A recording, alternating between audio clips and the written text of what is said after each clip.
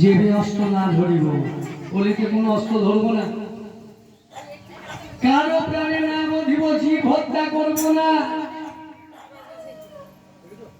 হরিনাম অস্ত্র সম্বল হইবে আমার, কানে কৃষ্ণ নাম মন্ত্র দিয়া আত্মচিত্ত শুদ্ধ করিব সবার। কেন না সত্যযুগের কথা এই ছিল বলেছি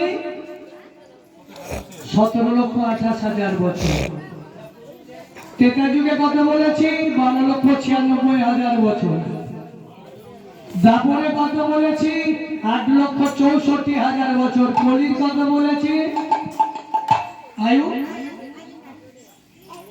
কত বলা হয়নি, ওই জন্য জিজ্ঞাসা করছি কেমন ভাবে শুনছেন।